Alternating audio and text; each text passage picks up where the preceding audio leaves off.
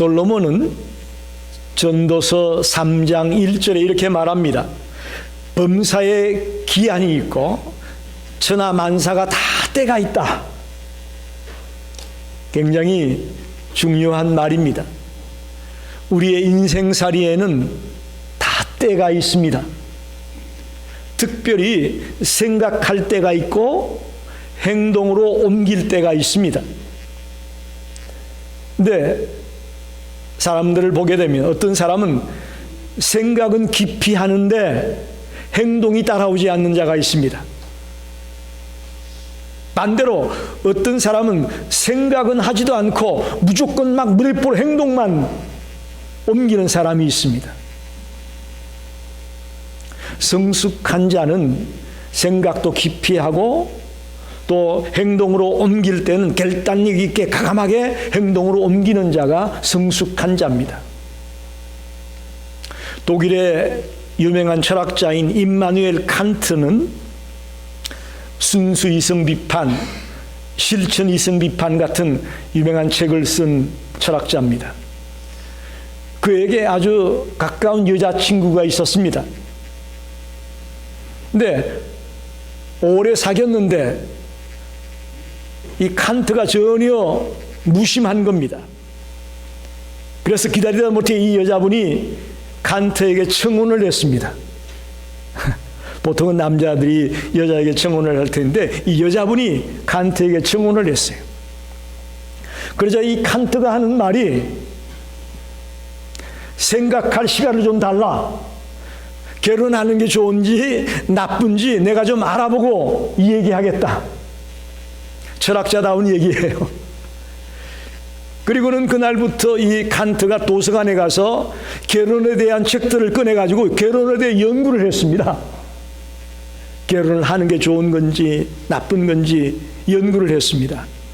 그리고 한참 뒤에 결론을 내리기를 결혼하는 게 좋다라는 결론을 내린 거예요.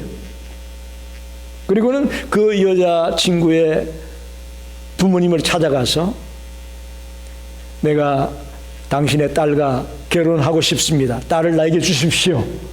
이 얘기한 거예요.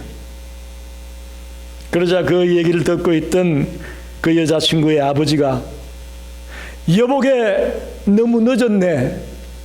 우리 딸은 벌써 시집을 가서 아이가 둘이네.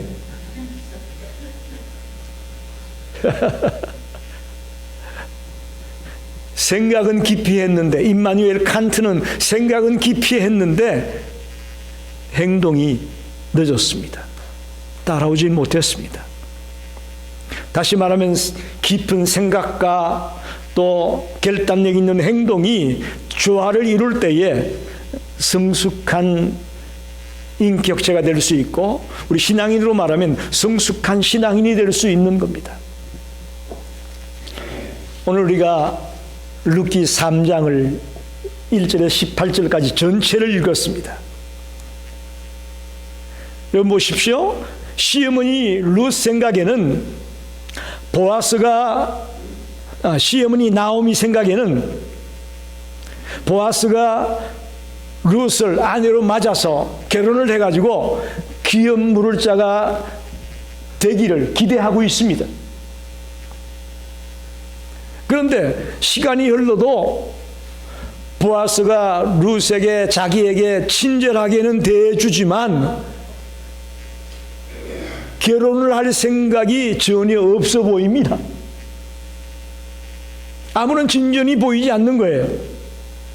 그래서 오늘 본문에 보면 나오미가 깊이 생각하고 계획을 이야기합니다. 룻을 목욕을 시키고 깨끗하게 단장을 하고 꾸며가지고 보아스에게 보내는 거예요.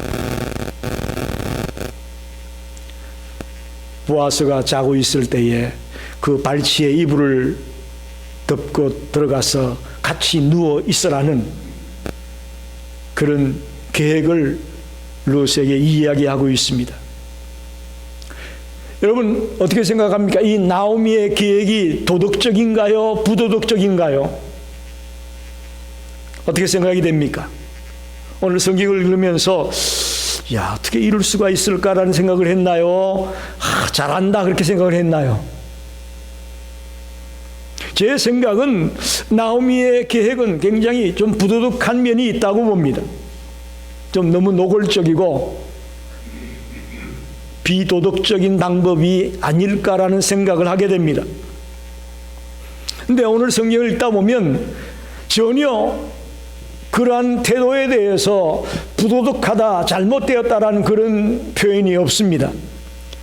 심지어 보아스도 거기에 대해서 왜 이렇게 너가 부적절한 행동을 했느냐라고 룻을 꾸짖지 않고 있는 것을 보게 됩니다. 우리는 여기서 한 가지 알아야 될 것은 나오미가 이런 계획과 생각을 가지고 자기 며느리 룻을 행동에 옮기게 한 것에는 이유가 있다고 봅니다. 무슨 이유냐? 보아스의 신앙과 인격을 신뢰했다라는 것입니다. 보아스가 신실한 하나님의 사람으로 성숙한 신앙인임을 믿었기 때문에 이런 생각을 했고 또 이런 일을 밀어붙였다라고 볼 수 있습니다. 오늘 본문 4절에 보면 그가 누울 때 너는 그가 눕는 곳을 알았다가 들어가서 그의 발치 이불을 들고 거기 누우라. 그가 내 할 일을 내게 알게 하리라. 그가 내 할 일을 내게 알게 하리라 라는 것이 그 증명입니다. 보아스는 성숙한 신앙과 인격을 가진 자로서 분명히 책임질 것을 알았기에 이 일을 진행했다라고 볼 수가 있습니다. 그래서 오늘 저는 보아스를 통해서 성숙한 신앙인의 모습이 어떠한가 하는 것을 오늘 본문 가지고 생각해 보려고 합니다. 저와 여러분도 성숙한 신앙인의 모습이 삶의 현장에서 나타나게 되기를 바랍니다.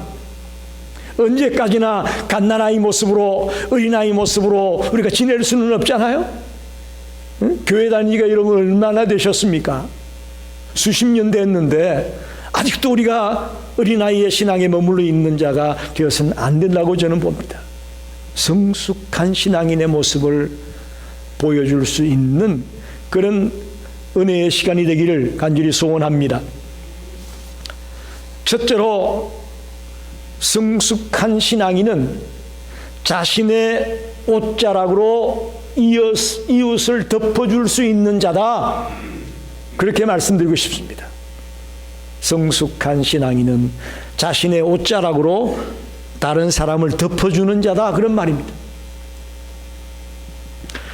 본문 9절을 보게 되면 이르되 내가 누구냐 하니 대답하되 나는 당신의 여종 루시오니 당신의 옷자락을 펴 당신의 여종을 덮으소서 이는 당신이 기업을 물을 자가 됨이니이다 하니 그랬습니다.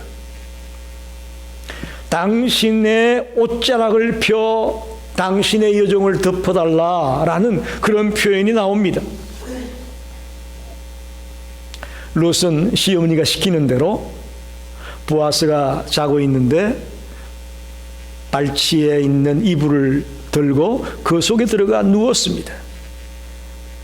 근데 새벽에 보아스가 술이 깨가지고 잠도 깨고 이제 일어나서 보니까 발치에 누가 있는 거예요. 웬 여자가 있는 거예요.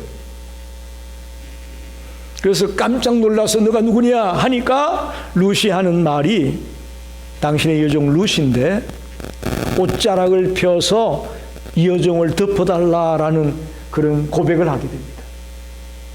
쉽게 말하면 이거는 청혼하는 겁니다. 일종의 청혼의 말입니다. 옷자락으로 나를 덮어달라, 나를 거두어달라 그런 말이에요. 우리가 알다시피 룻기 2장 12절에서 보아스가 이런 말을 했었죠. 여호와께서 내가 행한 일에 보답하시기를 원하며 이스라엘의 하나님 여호와께서 그의 날개 아래 보호를 받으러 온 내게 온전한 상 주시기를 원한다. 여호와께서 그의 날개 아래 보호를 받으러 온 내게 상 주기를 원한다. 처음에는 보아스가 이런 말을 했었어요. 근데 이번에는 룻이 말합니다. 당신의 옷자락을 펴 당신의 여종을 덮어달라. 여기 날개라는 말과 옷자락이라는 말이 나오게 되는데 동일한 단어입니다. 히브리어로 카나프라고 하는 단어를 쓰고 있습니다. 옷자락도 날개도 다 같은 뜻의 단어라는 것입니다.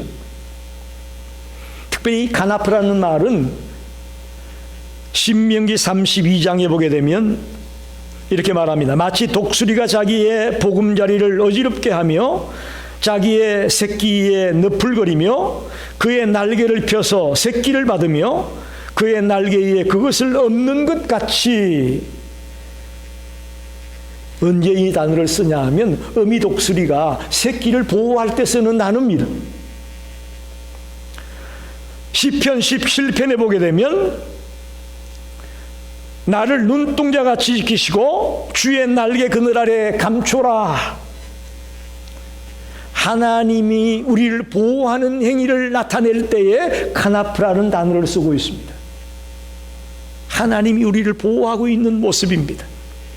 그게 옷자락이고 그게 날개입니다. 여러분, 하나님은 항상 사람을 통해 역사합니다. 할렐루야.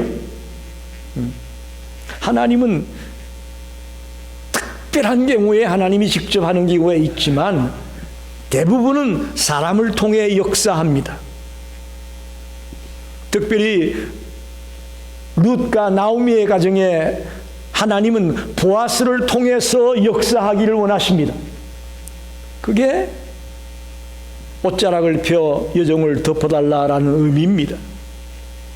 사랑하는 성도 여러분, 우리도 성숙한 신앙인이 되어서 우리 이웃들에게 옷자락을 덮어줄 수 있는 자가 되기를 원합니다. 여러분에게 재능이 있습니까? 그 재능을 가지고 이웃을 덮어주십시오. 여러분에게 물질이 있습니까? 그 물질을 가지고 비록 적지만 나눌 수 있는 범위 안에서 여러분이 이웃의 옷자락을 덮어주기를 바랍니다.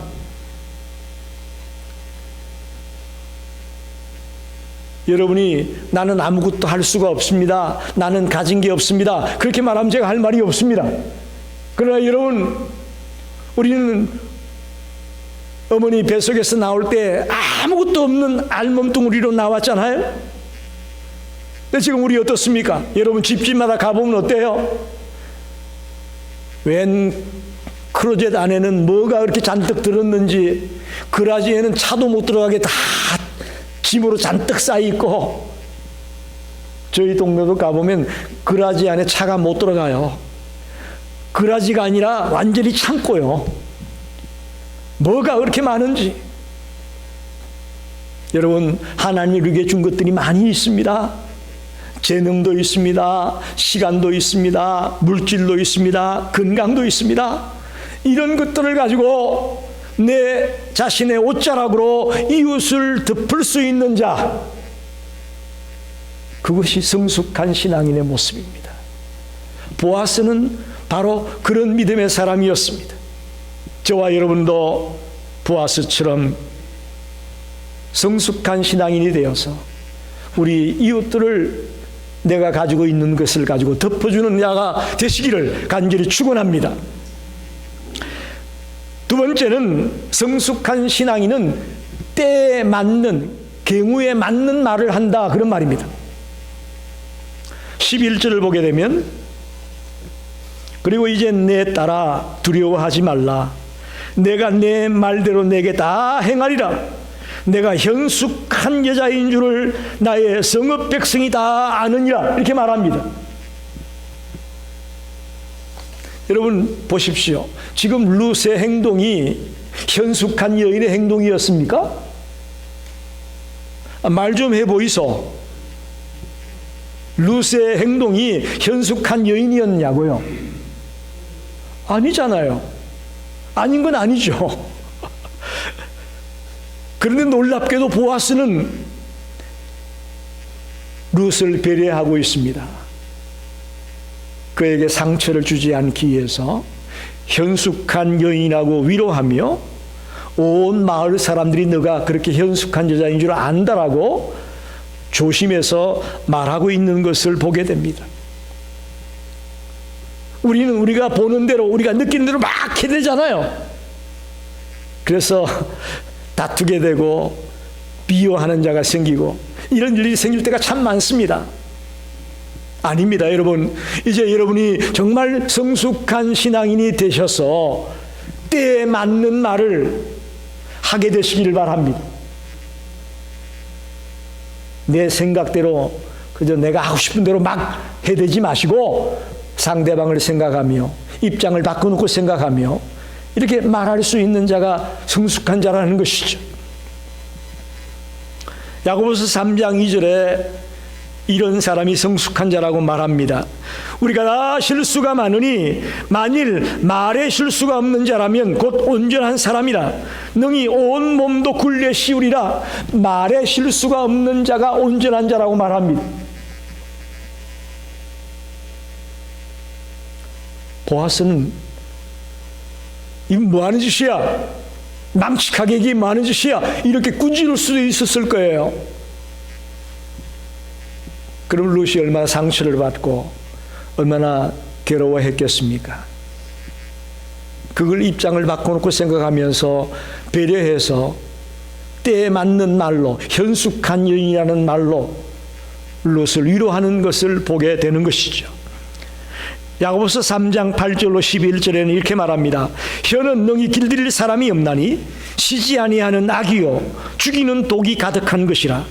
이것으로 우리가 주 아버지를 찬송하고 또 이것으로 하나님의 형상대로 시험받은 사람을 저주하나니 한 입에서 찬송과 저주가 나오는도다. 내 형제들아, 이것이 마땅하지 아니하니라. 샘이 한 구멍으로 어찌 단물과 썬물을 내겠느냐. 우리가 진정 하나님의 자녀라면, 성숙한 신앙인이라면 한 입에서 단물과 썬물을 내어서는 안 됩니다. 찬송과 저주를 내어서는 안 된단 말이죠. 우리가 가볍게 던지는 말 한마디가 상대방에는 엄청난 아픔이 되고 상처가 될 수 있다는 것을 알아야 됩니다. 저도 가만히 생각해 보니까 젊었을 때 20대 후반 30대 이때는요 좀 생각을 못하고 말을 많이 했던 것 같아요. 지금 가만히 생각하면 그런데도 불구하고 성도들이 참 우리 목사님 했던 걸 생각하니까 부끄럽기도 하고 참 성도님들이 착하다, 훌륭하다라는 생각을 하게 돼요. 지금 생각하니까 그랬어요. 아, 내가 그때 좀 말을 부드럽게 순화해서 해야 될 텐데 너무 직선적으로 하지 않았는가. 얼마나 그 말 때문에 상처받았을까 생각하니까 마음이 아파요. 그런데도 지금 한국에 가서 제가 섬겼던 그 교회 가서 예배 드리면 그렇게 좋아할 수가 없어요. 그렇게 좋아할 수가 없어요. 서로 밥을 사겠다고 난리요, 난리. 상처받았던 그런 아픔이 있을 터인데도 불구하고 그렇게 대해주는 성도들을 보면서 너무 감격하고 눈물이 핑 돌 때가 많았습니다. 여러분, 보아스는 성숙한 자였습니다. 그래서 비록 현숙한 모습을 취하지 못했던 룻이지만 그를 위로해주고 그를 따뜻하게 말해주고 있는 보아스의 모습을 발견합니다. 잠언 25장 11절에 경우에 합당한 말은 아로새긴 은쟁반의 금사가다. 할렐루야. 우리 성도들이 말을 하려면 은쟁반의 금사과 같은 말을 하시길 바랍니다. 이건 아멘인데, 이건 정말 아멘입니다. 은쟁반의 금사과를 이라고 생각해 보십시오. 경우에 합당한 말이 그렇다는 거예요. 경우에 합당한 말이. 이래 바로 성숙한 신앙인의 모습입니다. 세 번째는, 성숙한 신앙인은 모든 일을 정당한 절차를 따라 진행하는 자입니다. 정당한 절차를 따라 진행합니다. 13절을 봅시다. 이 밤에 여기서 머무르라. 아침에 그가 기업 물을 자의 책임을 내게 이행하려 하면 좋으니 그가 그 기업 물을 자의 책임을 행할 것이니라. 만일 그가 기업 물을 자의 책임을 내게 이행하기를 기뻐하지 아니하면 여호와께서 살아계심을 두고 맹세하노니 내가 기업 물을 자의 책임을 내게 이행하리라. 아침까지 누워 있을지니라 하는지라. 이렇게 말합니다. 여러분 보십시오. 지금 아름다운 여인이 누워 있습니다. 손만 뻗으면 얼마든지 그 여인을 취할 수가 있습니다. 그런데 보아스는 룻을 함부로 대하지 않습니다. 그리고 기다리라고 말합니다. 기다리라. 왜 기다려야 되느냐? 기업 물을 자 가운데 나보다 더 가까운 사람이 있다. 기업 물을 자도 순서가 있거든요. 아주 가까운 친척부터 이렇게 순서가 있는데 나보다 더 가까운 기업 물을 자가 있다. 그에게 물어보고 그가 못한다고 하면 그때 내가 책임지겠다. 그런 말이에요. 그러니 절차가 있으니까 기다려. 그런 말이죠.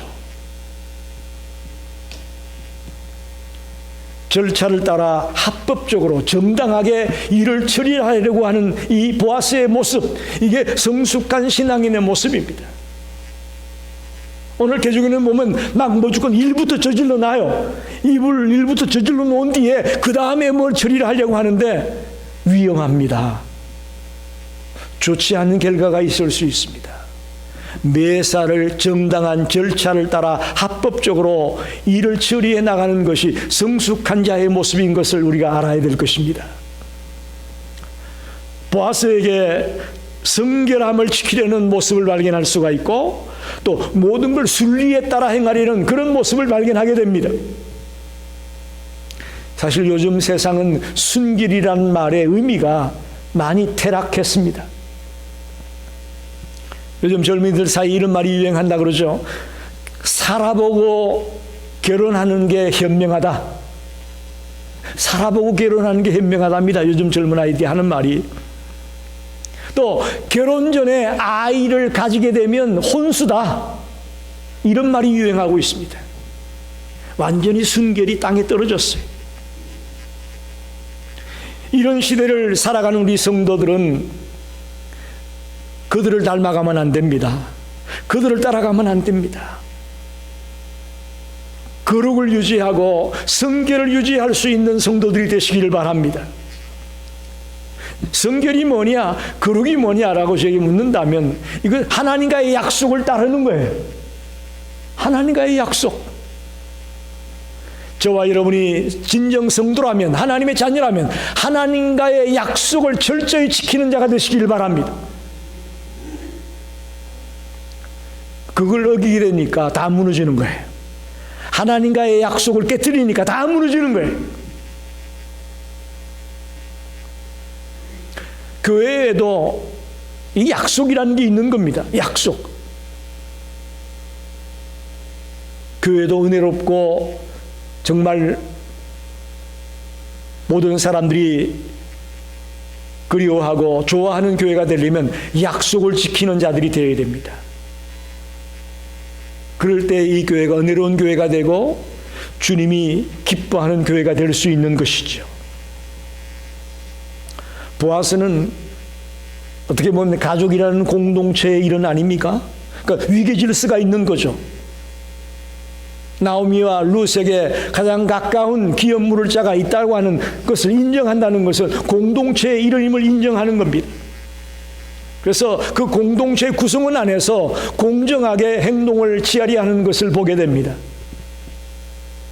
우리는 무조건 내 기분대로 내 감정대로 밀어붙이고 뒤에 가가지고 수습하느라고 막 쩔쩔매고 그럴 때가 많은데 보아스는 그렇지 않았습니다. 공동체의 일원으로 모든 것을 공정하게 정당하게 처리하는 것이 옳다고 봤습니다. 저와 여러분이 감정에 치우쳐서 무조건 행동부터 저질러 놓고 그 다음에 가서 어떻게 하려고 하지 마시고 늘 하나님의 말씀을 따라, 하나님의 뜻을 따라, 하나님의 인도함을 따라, 절차를 따라 정당하게 발걸음을 옮기는 그런 지혜로운 자가 다 되시기를 간절히 축원합니다. 마지막으로 15절을 보게 되면 보아스가 이르되 내 겉옷을 가져다가 그것을 펴서 잡으라 하며 그것을 펴서 잡으니 보리를 6번 대어 룻에게 지워주고 성읍으로 들어가니라. 이런 표현이 나옵니다. 성숙한 신앙인은 사랑의 나눔을 실천하는 자임을 보여주고 있습니다. 보아스는 시어머니에게 돌아가는 룻을 그냥 돌려보내지 아니하고 보리를 6번이나 되어서 주어서 보내었다고 말하고 있습니다. 여기는 굉장히 다양한 의미가 포함되어 있다고 봅니다. 먼저는 룻을 향한 사랑과 배려를 엿볼 수 있는 장면이라고 봅니다. 여러분, 이제 수확이 끝났습니다. 그리고 타작이 끝났어요. 그러면 보리 줍는 일이 또 있어요, 없어요? 이제 없어요. 보리 줄 기회가 이제는 없는 거예요. 수확이 끝났고 타작이 끝난 마당인 이제는 밭에 나가서 이삭을 줄 기회가 없습니다. 물론 그동안 모아놓은 게 조금 있겠죠.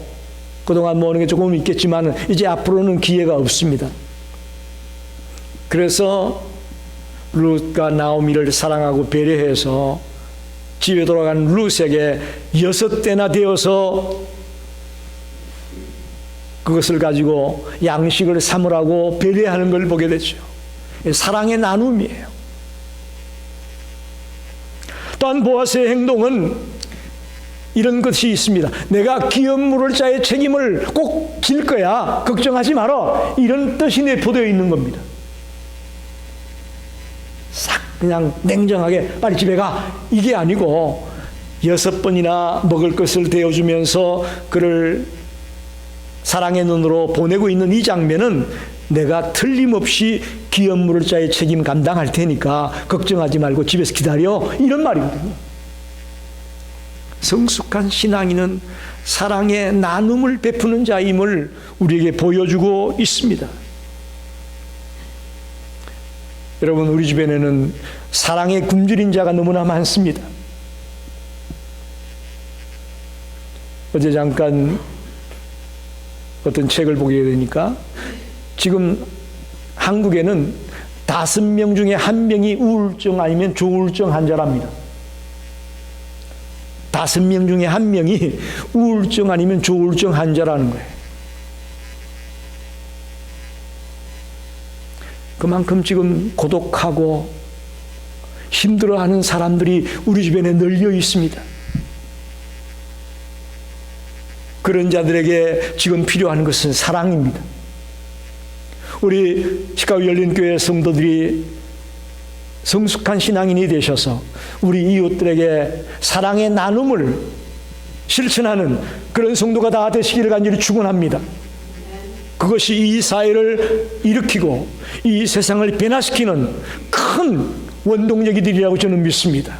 사랑을 실천하는 거예요. 말씀을 정리합니다. 저는 오늘 본문을 여러 차례 읽으면서 이 속에서 어떤 말씀을 증거할까 고민을 참 많이 했습니다. 이 속에서 어떤 메시지를 증거해야 될까?